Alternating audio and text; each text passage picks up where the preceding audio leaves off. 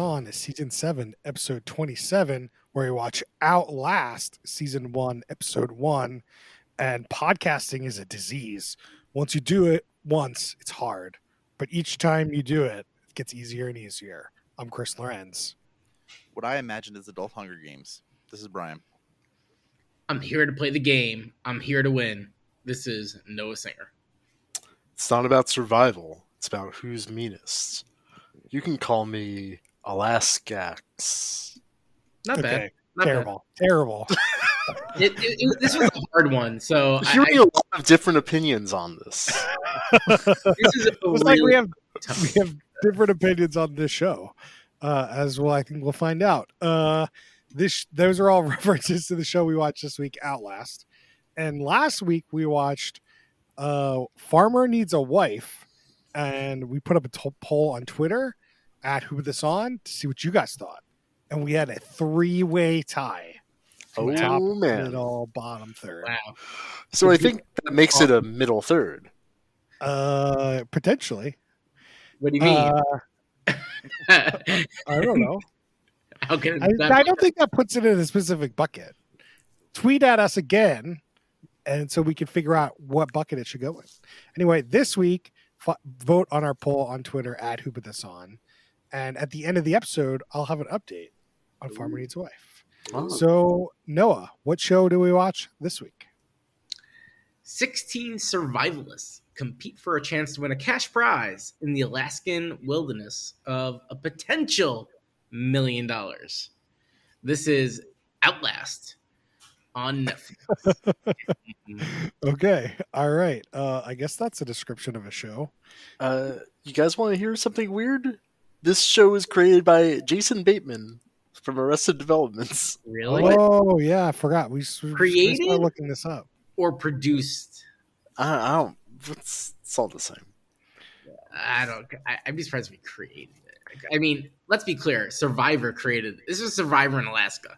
So Jeff Probst or whoever made that created this show.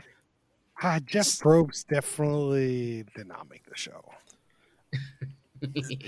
Let me look. Okay, so this show. We'll get to the genealogy. Yeah. So this show. What happens in this episode, which is this show, is 16 people get dropped off in Alaska, in what is quote unquote a rainforest, as they call it. And so they all get dropped off. This helicopter comes and drops off like gear, and then they have to split into teams of 4. So there's 4 teams of 4, and they're all given sections of like this clearing, this valley essentially, to go to and create a shelter and just start surviving. And they have to go out and live, like they have to make shelter in like a couple hours. And then they, we see them go overnight, and then we see them the next day as they like gather water and like start a fire and do some teams do better than others. Pick up parasites. Yeah. And then the episode's kind of over as like the second day kind of ends. Yeah.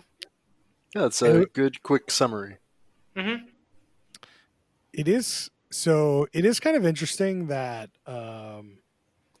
they had to pick teams. Like the first thing that they have to do is pick teams, and they just like look left and right and be like, "You're on my team." Like there's no hey, introduce everyone. Let's try to make the best team. Nope. It's just I don't even know what to describe this team making decision processing was. It's just random. It feels like, elementary school picking dodgeball teams. Yeah. I like how the construction guy put it. It was judging a book by its cover. That's true. There was an old man named Brian. He was part of the show, and we just called him Rambo for some reason. Well, really no, not for some reason. He comes to Alaska in a cutoff tee type shirt. Okay. All right. He's the only one not with a jacket on in the show. Okay, I didn't catch. So yeah, one thing is like they're in Alaska. They're at Neca River, and it's like some sort of rainforest outside of Anchorage. So they're kind of lower in Alaska, but they're on the coast. So like they're gonna like they end up in this place, and like literally everything is soaking wet. Like all the trees are soaking wet. Oh They're yeah. covered in moss. There's not a dry piece of wood you could see. Like, good luck making a fire for like however many days you're gonna be in this. I mean, it's a literal rainforest. I know. It's just like when you say that, it's not like a temperate rainforest. It's not like a tropical rainforest. It's a temperate one, which just means everything is wet. Yep. And apparently this area has more, according to the production, has more bears per square mile than anywhere else. Mm. And Gotta put them at extreme risk. extreme risk. At least the last season of Alone said there were polar bears wherever they were, and there were clearly no polar bears. Hmm. Whereas like this show, like there's you could see bear prints and like bear poo. They like mention like they've seen it. Oh yeah, they're out there. They all have bear mace, so you know they're prepared. Supposedly, I feel like there's no real like run-in with a bear yet on the show, but I feel like Alone the Beast had like some serious bear shit going on. Alone definitely had some bears, like Mhm. some good bear shots for sure. Because I feel like half of these shows, you know, they say, "Oh, there's a bear close by." There's no proof of it. This show, there seems to be some proof. There's definitely proof, but like you hear bear sounds, I think at some point. I don't But it's know. probably fake. I just said that's not like Oh. how real that really is, you know. So you think like the producers like act scared? we'll insert a bear Well, I mean, they are probably scared. as they should be. Probably. I'm not seeing that guy as a producer, Max. Jason Bateman. I could have been No, Google AI may have fucked me up. no, you are correct, Max. Thank It you. is confirmed. I mean, somehow they got his name on this because I think probably because he has a name people know. But he has a studio called Aggregate Films, and Aggregate Films did back this show. Okay. The thing is, so Grant Kaler is listed as the executive producer, and he's executive produced Alone, 11 episodes of Alone, Wow. and some show called Castaways, Outlast, which is the show we're talking about, and a couple of other shows. So like, he's not the only executive producer. The other executive producer is Mike O'Dare, which is the producer for Duck Dynasty, Shark Week, and Making Fun. Ridiculousness is I guess 118 episodes of that show. So like, Yeah. he's more of a traditional reality show producer. So those are the kind of head of production we're looking at right here. FYI, Castaways we did in season 3, episode 17. Oh man, I do not remember that show at all. But yeah. Yeah, mostly same. One thing to note about the show is that it's $1 million prize. So we're actually talking about real money here. Didn't they say potentially $1 million? I wrote down in my notes that they Okay. really stress the potential $1 million throughout the episode. Is it like if you build an Iron Man out in the wilderness, you get $1 million? It's totally some shit like, or my guess is because this is a lot about like the team building, it's like some voting at the end, you know, if you get so many votes, you probably get so much money. I mean, they did make an emphasis on you have to be in a team to win the money. Yeah. So they quote unquote had 16 lone wolves, whatever. Wives. And that's what they were claiming is everyone was a lone wolf. And so they had to form teams to win this prize money. And I'm not entirely sure how like lone wolf some of these people were. A lot of them seem to work well together. Yeah. Fine. Totally. I think they all recognize that if they didn't work together in some way, they're gonna die. Like you can put a lot aside just to live. It's not even about the prize money; it's to live. I mean, yeah, I mean, in order to survive, in order to win, you got to survive in that area, right? So Yeah, but already like we were kind of seeing personality conflicts in some of the teams. Like you Yeah. identify, oh, this person's just taking charge, micromanaging the hell out of us, and it's annoying as hell. yeah, I mean, you got the classic survivor kind of mechanics there. Mm-hmm. Yeah, and this was day one. Well, we saw 2 days. We're gonna see more of this probably next episode. They also said you could switch teams at any point. I Yeah. wonder how that works. Can you It's just like abandon your whole team and make like a mega team? Like, how does that work? Definitely. That's You what probably it get to pull somebody off another team. There was a season of the challenge that had a mechanic like this, where you just swap places. From reading some of the stuff online, everyone says that like this show has like no rules, which we've seen in the Next Time On. That like people like literally somebody burned down somebody's shelter, Yeah. and like stole their shit. So like there's definitely some like old school reality show going on here where, you know, it's not really on rails. Let's talk about that next time on. I was watching the show and I was not impressed. It was nothing I hadn't seen before. And I had such a complete 180 upon watching the, coming up next, where there's no rails. They can do whatever the fuck they want. That seems fun. Yeah. So my coworker apparently was like, "Yeah, watch the show." He's like, "The first couple episodes aren't great, but like by episode like 3 or 4, they start like backstabbing each other, and then it starts getting really good."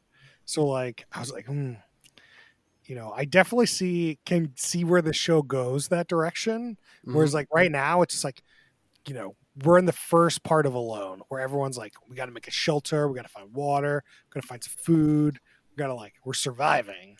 And then once you've got like some sort of base set up, the production crew is just going to drop some of those helicopter things in and really shake everything up. Yeah, I mean, if they get really unhinged, it becomes a crazy show. Yeah. Sounds great. Again, it's just like episode 1 is definitely not an unhinged show. It is Alone with 4 people. Yeah. They make such a big deal about it. Oh, but they don't know. They'll have to be working in teams. Like, what a twist. Wow, reality stars working in teams. This is going to revolutionize reality. There's definitely like a narrative that the show is trying to portray here is like everyone's a lone wolf. They're gonna have to work in teams. It's just clearly not. Know they're gonna have to win. They have to win the money in a team, and like everyone gets to this campsite or this like helicopter pad or whatever to pick, and then they read the paper, and everyone's just like, okay, we're making teams, team. Oh, 2 teams. We got a team. Okay, no one's got a problem with making a team. Like they're here at a reality show that you do what they tell them to do, right? Yeah. Right. They want to win the money. Everyone wants the money. Weird framing. Yeah. I mean, it's a narrative that they're trying to drive through, which, you know, we found like one person on one team just kind of went off on their own, which they tried to like ram into this narrative, but like no one cared. No, it was, that didn't even seem like a real thing. They really edited that to try to be a real thing. Oh, 100%. Yeah. I think what are some other minutia? Brian stole a great line, the adult Hunger Games. Oh, and yeah. Like, I think that I feel like this show might turn into that. It's just like, because the other thing that they mention is the only way to leave is to quit. So it'll be interesting to see how this ramps up towards the end. It's like, okay, only one team can win. So is that like a team of 3, a team of 4? And what happens to the other team? Do you have to like make them quit? Like, is that why you would burn down their shelter so that it'd be like, well, I guess I'll quit now? Like how does that work? That actually makes sense. That's why you'd ramp up the burning, right? Like, because you're like, man, if I just terrorize these other people, right? Like if I turn into like Prey and I'm like down into the mud and like come out of the mud with my bow and arrow and like shoot at you, Yeah. like make it so that you think I'm the craziest motherfucker in the world. Yeah. You're gonna quit. I mean, they definitely have made the rules to encourage that. I love it. I love this rule set. Yeah. I think this episode was fine. I didn't think it was very particularly good, but I feel like it's got a lot of potential to go in a direction that I think is exciting. They're Yeah. trying to bring out the worst in people, which is reality TV. That's primo shit right there. If Netflix is the first show that incites murder, I don't think it's the first show. I'm sure What? we can find some other show that's already had some murder. I mean, it probably wouldn't be published. I mean, who's Alec that Baldwin movie. guy? I was just gonna say Alec Baldwin. It's the No, name I like, was looking for. We're talking reality show, and they're actively encouraging it. I don't like some of these shows. I feel like definitely blur that line. Mm-hmm. But yeah, I mean, the minutia on the show, there's not a whole lot. Like, they like two of the teams made fire and two of the teams didn't make fire, and the teams that made fire used cloth they stole from the like drop, and one Supply team drop. so one team stole the like rope from the drop, which I Mhm. thought was like a good idea. Yeah. One team One lady sipped some water and got like poisoned or whatever like within 4 hours. It was Who was that? vomiting and couldn't take down any water or anything, so she left. Yeah, Andrea was Uh, not doing good. Andrea's the one that left. Yeah. Mm-hmm. Yeah, but like she wasn't the one that like did the first sip. It was like the other woman. So she definitely, ate or drank something she shouldn't have. But Hit wrong, yeah. Yeah, but no, I think overall though, like this episode just didn't have a lot happening in it. There's some good sad backstories. Chris's favorite. well, I feel like this one person was deranged. So Amber was one of the people, and she was a ex-drug addict felon turned into a yoga instructor, and she like got shot in the face, and By she the had man she loved. and she had the most serial killer face while she said this. She's like, have you seen the movie Smile? She's giving the smile from that movie to you while she's like, I got shot in the face by the man I loved. Yeah. And then like, you can't see my face, but it's deranged. Mm. I don't want to be on any team. I don't want to be against this person. I don't want to have anything to do with this person. That's the face of an alpha warrior, Chris. I'm sure if she's on my team in a battle, I'm in. Let's go. Right. And then you make sure that she stays in your team. I want to be on the other side of the field, though. Yeah. You go on the left, I'll go on the right. Like, that's what I want. I Yep. think the main problem with this episode, to be honest, is the 16 people. They kept trying to give everyone like a confessional or something to say, and like the only people that you really know are like Rambo because he's the old guy. And you got like crazy beard hair guy. Which I don't even know what the fuck his name is.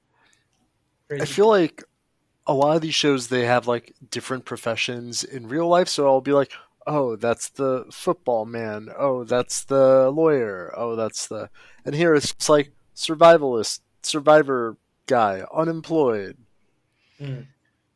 Well, there was like one team that had like an engineer and like a hunter and like a fisherman and like somebody So, yeah, else. two of those are survivalists. I know, but I'm Ish. just saying like they ended up having it seem like, oh, you get a bet on that team, Yeah, They're that's all true. rounded.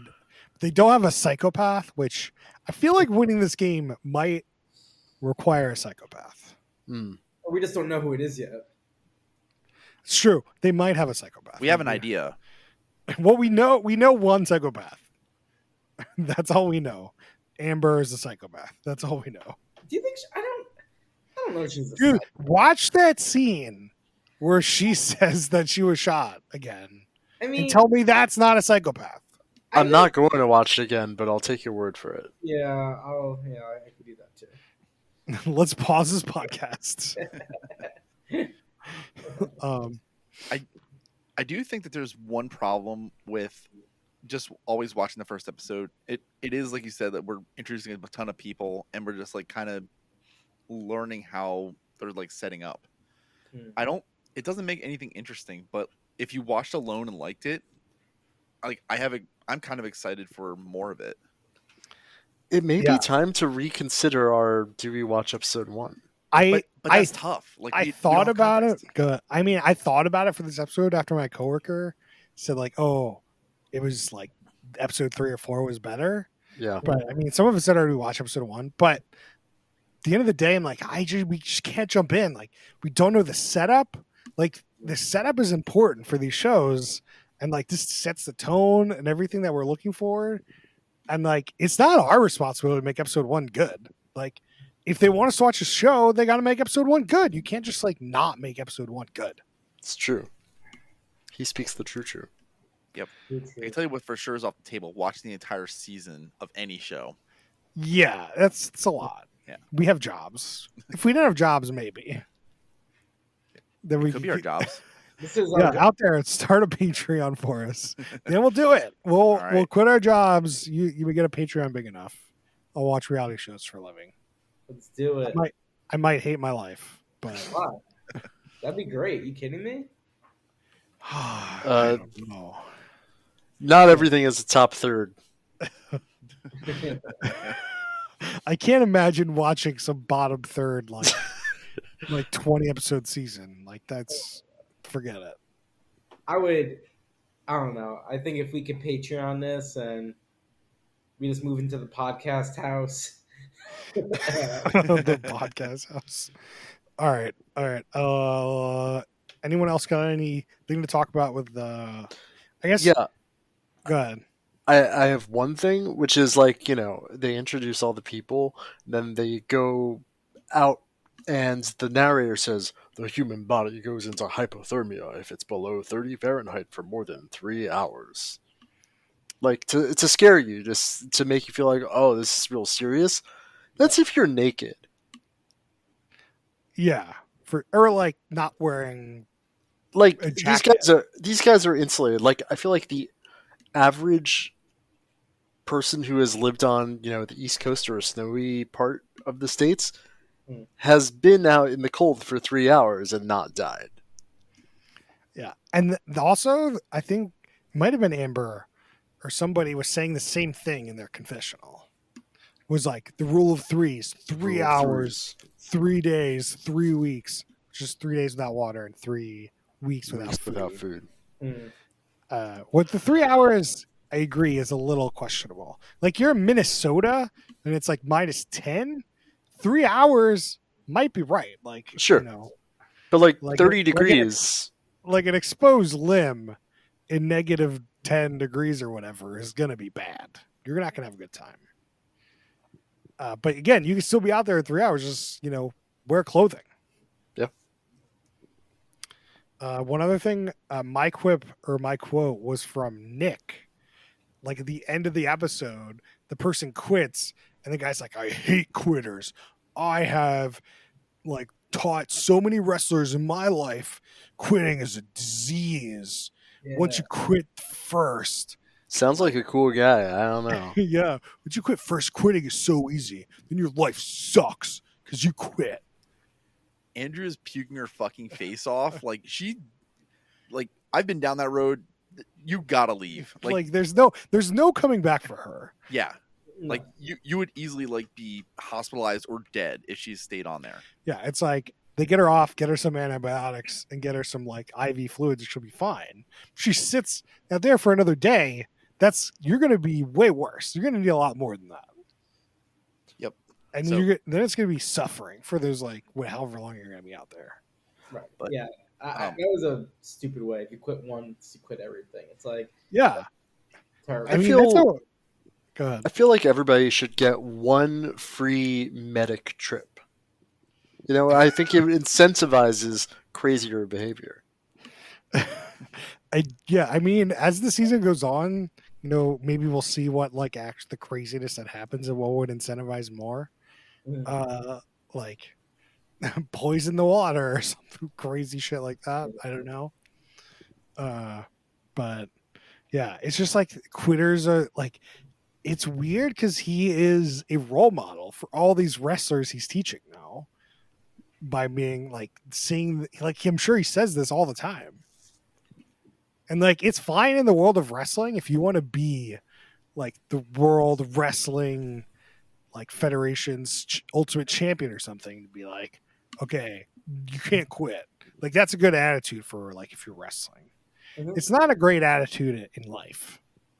No. Like, if you're not enjoying something or like something, you can quit. It's fine. Yeah. So screw you, Nick. Yeah. Don't stop ruining kids' lives. Yeah. Let them quit. Let them quit. All right, so let's get into some questions then. I got one other minutia. Okay. Another one. So they change the camera angle. So they have this parachute drop, right? And the 16 people go in, they split up, and they swap the camera angle from this overhead view to this like on the ground eye level view camera shot. But in the overhead view, you can't see any cameramen. And so I was very confused how they got this shot. It's almost like it's not real. There's a camera on the thing. No, but it was someone holding the camera. Like, this was definitely someone holding it. Like, Maybe a drone? Are you sure? Because there was a helicopter. Was it a shot from the helicopter? So there was a shot from a helicopter looking down, but then there was also like eye level. Like, clearly there was a cameraman in there holding a camera. Maybe they just CG'd him out. Maybe. I was like very confused at this. Yeah, they also have cameramen definitely on site there. Like, yeah, so it's definitely different than Alone because they have cameramen out there. Yeah, and there's production, like people are like involved. Like they gotta have they definitely have like a medical staff 24/7 because if someone pulls that flare and they're like really going down, they gotta get them out fast. Kyle Safia is the drone operator. I'm sorry I butchered your name, but you're getting a shout out. Good for him. Tweeted us, Kyle. We want to hear from you.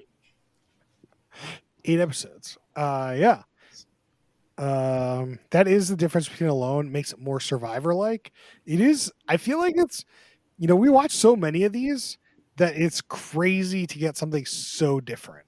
Like it's like similar, but like the game structure makes it so different. Whereas like you have to quit. Yeah. Like that's like there's not a lot of shows where you like have to quit. No, like, I feel Alone is just like that, isn't it? Yes, you have to quit in Alone. I guess you're right. It just feels different when it's like team v team. I don't know. But also in Alone the Beast, it was, a team and one person could quit and it fucks over the rest of the team. I don't know. Yeah, that wasn't who won. Like, I don't know. I think that they've set it up in a way where, the next time on makes everyone like do crazy shit, which doesn't happen on any other reality show. That does look good.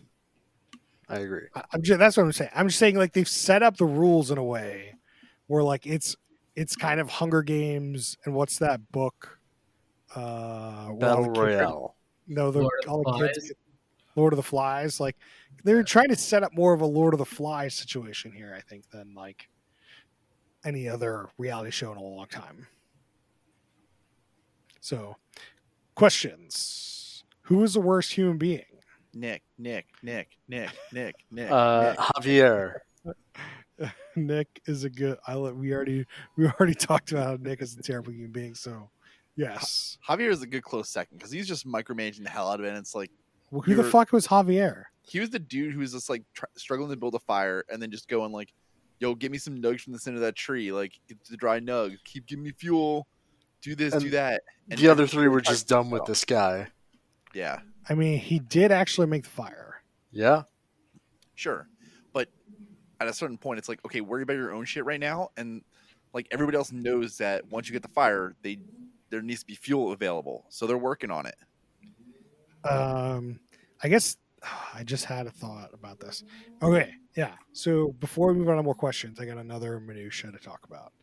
So this kind of has like the cooking conundrum where like at the top level of cooking competition shows, you've Mhm. got your Top Chef, and like above that you've got like Open Table or whatever that Netflix show was. And then at the bottom you've got Nailed It, where they took homeless people from the street and put them That's on only you, the Chris. This is an show. Emmy-winning show. Emmy-winning. No, I mean they've won an Emmy for the host. The show itself takes the bottom of the bottom people that don't know how to do shit and puts them in like a cooking environment.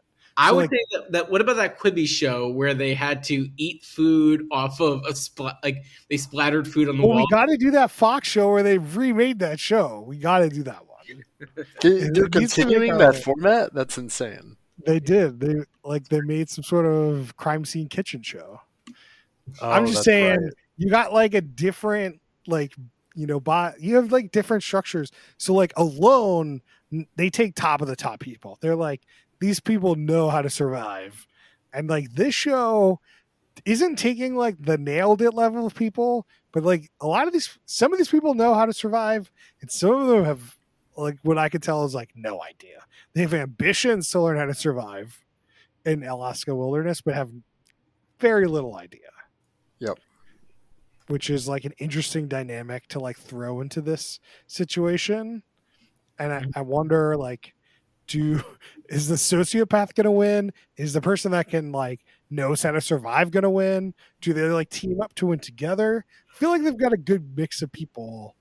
Do you have like somebody that like isn't is like a follower, kind of like tag along with people that know what to do? Like, I don't know. I think it's interesting. That's definitely true. I had called out that Corey is going to give up just because he was like a bartender that knew a bit about like hunting and stuff like that, but he didn't know anything about plants. And I was like, that's going to hurt you so bad. You're missing a key part of this. Then there was a scene where they were like out like in the tide, and this guy was like, yeah, we could eat these, but like, they're kind of poisonous, so you're supposed to like put them in your mouth, like kiss them, and if your like lips go numb, then you can't eat them. But like he's like, but we're not that desperate yet. And the other guy was like, maybe we are that desperate.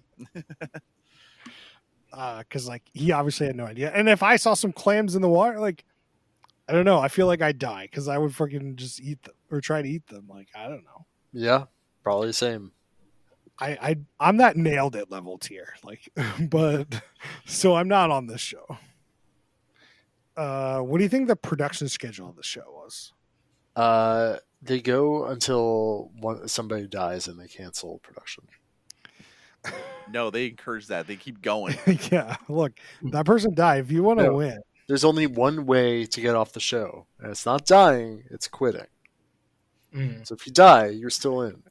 You still get the money. You get the money. You never pulled the flare. Nick's gonna have a lot of respect for dying. I feel like Noah's onto something where like you could have had some cool visuals if you had to fire off a flare. Mm-hmm. Like what? Like when it goes up and like, well, no, like turns into a firework of your name.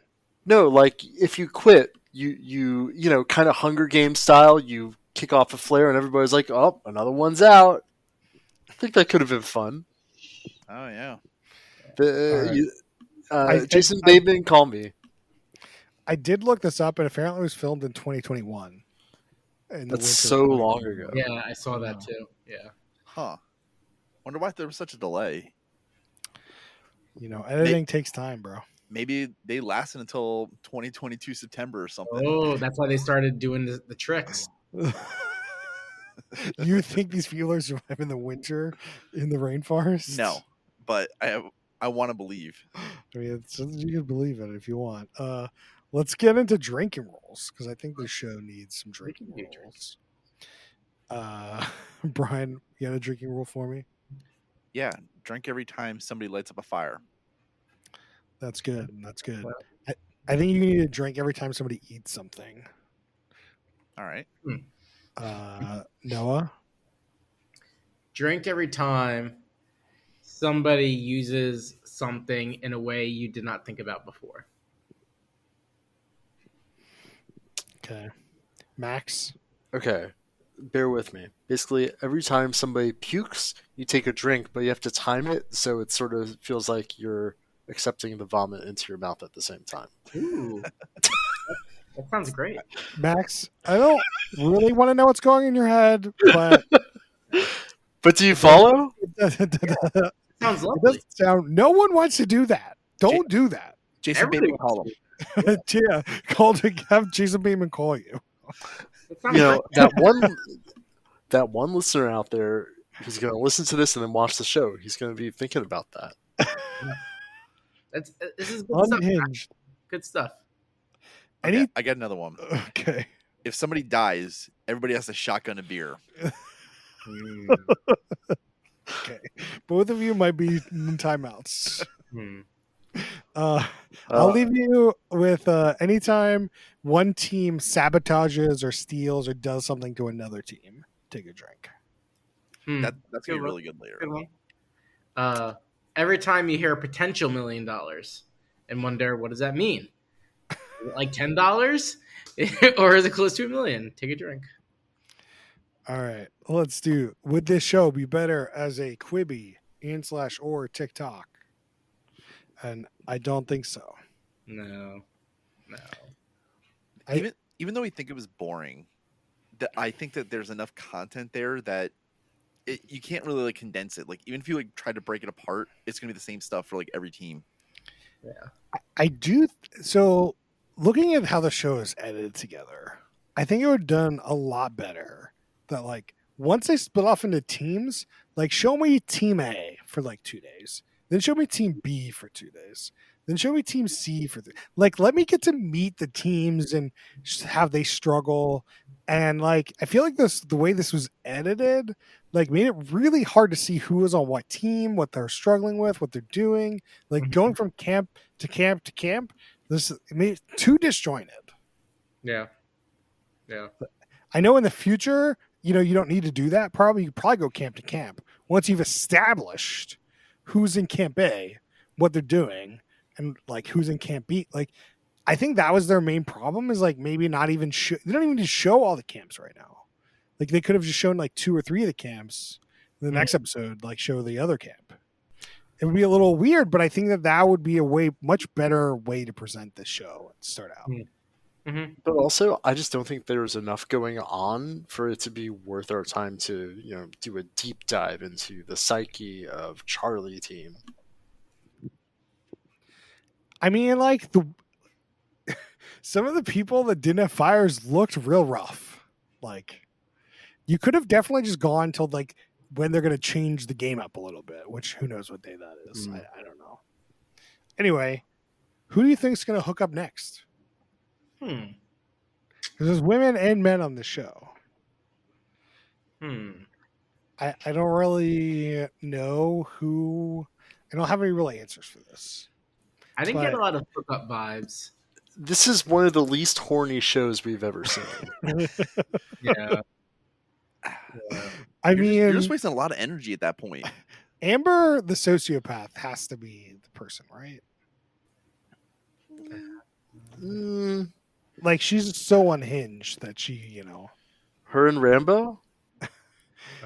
She's in Alpha Camp. So we got Amber and Justin, or Amber and Lee, or Amber and Jill.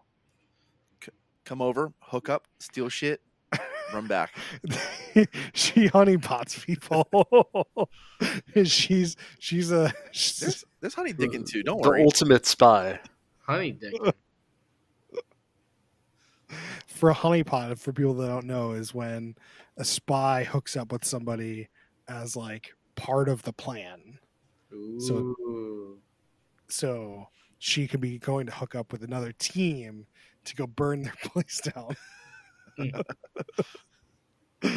I like where your head's at, Brian. Oh, now you like it. You're back in. You're off the bench. Good job, Brian. All right, Brian.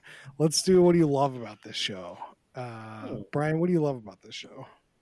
I love that it's actually showing that just because like you have a type personality that I don't really work well with others, you could still probably work well with others. Noah, what do you love about this show? Um. Hmm. Hmm. It was cool to see some of the ingenuity. Like I really like taking like parts on the parachute to then like build things. That was cool. And I think if you do watch it, like you do pick up some tips that you'll never use because you're not going to be in these situations. But you feel like, oh, I'm learning things for when the apocalypse comes, and Yeah, I'll be ready. it's like this plant is like some sort of got thorns all over it. Don't grab it. Yeah, and it's a good idea to lick mussels before you eat them, just to make sure they're not poisonous. Max, what do you love about this show? I liked the little anecdote about the Tlingit indigenous people kissing the mussels or oysters as they pick them up and testing them. I thought that was a fun little factoid. That's a great thing to love about a 50-minute episode. Yeah. Yeah. Do you have any guesses as to what my rating is? I think you're gonna find out here in a minute. I think, I mean, I just said I probably like the show a lot better than anyone else, but I think the premise of the show I think is really interesting. Like without the show alone, I think the beginning of the show would be fascinating to see how people would survive in like this environment. And I'd like to see survival shows.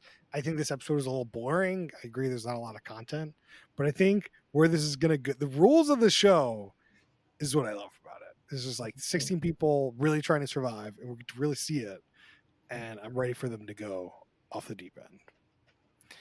And let's get into our ratings. Do a stack ranking system between top, middle, bottom, third, compared to other reality shows. Brian, what do you got for me? I have a lot of faith in this, probably like you from Alone. So I think I'm gonna put it top of the middle. It's close to like top of the top, or sorry, top or bottom of the top, but I don't have enough data yet to give it that. Noah, what do you got for me? This show just didn't have it for me.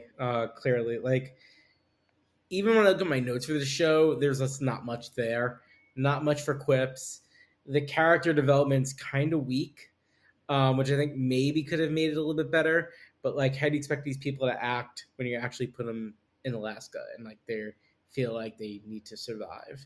Um, so I really didn't find that enjoyable to watch. It's a bottom show. Putting it at top of the bottom because it's not cringe. I just think it's kind of boring. So yeah, bottom, top of the bottom. Max, what do you got for me? Before we got to the next time on, this show was a clear bottom of the barrel. Didn't do it for me. After seeing the next time on, you know what? I have a little hope for it, so I'll put it at the top of the bottom. Sorry, guys, but I felt this was so derivative. It did nothing new for me. Wow, teams, whoop-de-fucking do. Well, They should they should not have called this Outlast. They should have called it Together because it's not like Alone because you're there you go. together. Email that guy. Email him. Jason Bateman. It should Here. Survivor Alaska. That's the show. All right. I cannot put this in the top third based on this episode. I think this episode is edited very poorly and is pretty boring. Like, I'm not going to lie. But I'm going to put it in the middle third because it has, I think, a lot of potential. And I'd be interested to see if it can make its way to the top third based on that potential. So I might see if that can happen. And then, so last week we watched Farmer Needs a Wife, and I put that in the middle third, saying that the next episode will decide if it goes to the bottom or the middle because it's farmers. You got to go to the farm, right? You need to like the farm, Yep. And I do think it's in the middle. Like you definitely see these women in the second episode. They go to the farms. They all have the farms. They do farm tasks. But the tone of the show is very much the same. It's all about like love and finding love. It's got a very Bachelor feel to it. So like if you love The Bachelor, you probably like the show. But it's not really. They like leave the farm. I think after this, they go to like sort of rodeo the next episode. So it's like they're not really doing a lot of farming tasks, which is what I assumed they would be doing. So I'm gonna keep it in the middle, but definitely not watching anymore. So that's my update on Farmer Needs a Wife. Do you think the farmer needs a wife? I mean, the farmer definitely. All the farmers want these hot women as their wife. Like, They're not all hot, I'd say. I think all of these women are hotter than anyone else in like single women within 20 kilometers of their house. Oh, yes. There's no one within 20 kilometers. Like there's like if they're gonna try to date anyone that anywhere close to this hotness is like impossible. I agree with that. They're in Like when I say hot, I just mean like hot. I think most of them are hot, so like I don't even really relate to who is not hot and not because there's 30 of them, so whatever. Yeah. There was an interesting scene where like they were supposed to kick somebody off at dinner and like two spoilers, whatever. Two of them did and two of them didn't, but like they made it really stressful. Like if they were going to kick somebody off, and I was just like, oh, why are you stressing all these women out if you're not going to kick anyone off? Like, I don't know. But anyway, that's my update. Brian, you weren't here last week. Tell us your thoughts on Farmer Needs a Wife. I actually liked it. I thought it was like bottom of the top.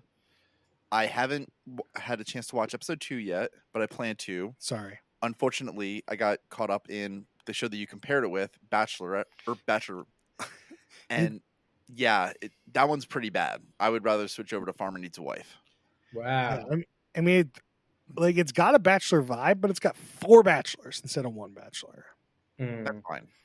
I mean, that's really what I would call the show. It's like Bachelor, but 4 of them. Parallel Bachelor.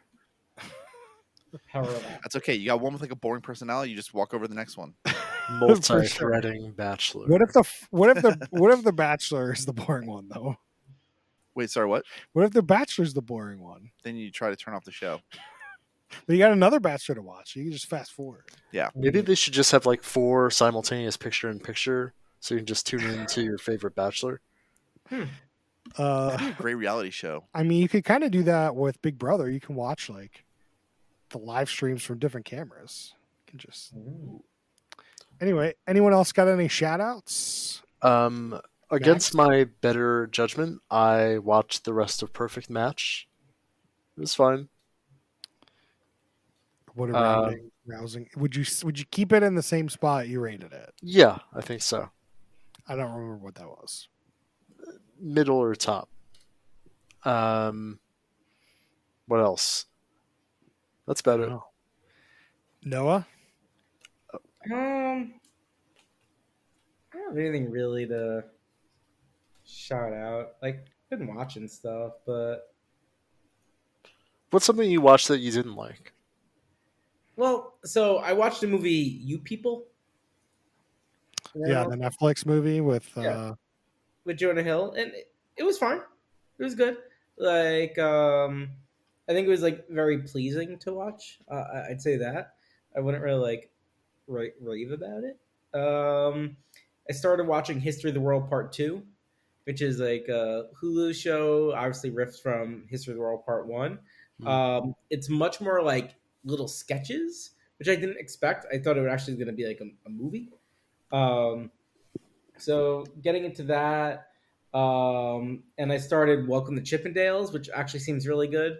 But I on episode 2 or 3, so I still got to let it marinate a little bit. Brian, get any shout outs? Yeah, The Bachelor was like the only thing that I've been watching as of late, like just trying to like just rip right through that. Next I'm gonna check out I still need to finish Last of Us. Still need to kick off some of the other shows that like I've kind of liked from this podcast. Gotta watch The Bachelor first though. Of course. You gotta get priorities straight, apparently. Yeah, live TV, man. Live TV. So Yellow Jackets comes back this week. That's gonna be my shout out. I You think. liked it? Yellow Jacket season 1 was really good. It's Mm. kind of like Lost, where they have like a current timeline and a past timeline, but they're like lost on an island. But it's like you got a group of like teenage women and like adult women like later in their life, and it's kind of fun to like figure out, what the dynamics are, and like, if who's alive, who's not alive, and like whose team is people on, and like there's like a story in like modern day, and there's a story going on in the past, and it's very good, like mystery-esque show. I think season 1 did a great job. I can't say how season 2 is going to go, obviously, but Yeah. I remember Showtime was really promoting this a ton. yeah, I mean, it's Showtime's like only show right now, so Okay. but I'm excited for it to come back. Will Showtime exist in 2 years, or you think it's just going to turn into like They're Paramount? already merging it with Paramount Plus. Well, I know it's already in Paramount Plus. But you think it's just going to be like Paramount Plus Premium? Like, what's the benefit of keeping Showtime brand? Yeah, it'll just be in Paramount Plus now. I think it'll be the same as it is now. Buy it on cable by itself, or you can get it in Paramount Plus for an extra whatever fee. But you think it'll still be the same brand? Yeah, why not? I don't know. I don't know. Well, actually, one thing I want to watch on Showtime, you said it's the only show. I disagree. Your Honor. Season 1 was amazing. I haven't got to season 2, which has come out. That's the one with Bryan Cranston? Yeah, season 1 was great. Okay, maybe I'll watch it. My parents get Showtime. They like some other show on there. I don't remember. I don't know why. So I just use their account. Don't tell anyone, okay, guys? Don't tell Comcast, okay? All right. Tell us what you thought about Outlast on Twitter at @WhoPutThisOn. You can find us on Facebook.com/WhoPutThisOn. You can email us questions and suggestions at WhoPutThisOn@gmail.com. Okay, and next week we're gonna watch Seeking Brother Husband, season 1, episode 1. So if you want to catch up, you want to watch it before we do it, and we'll see you guys next time.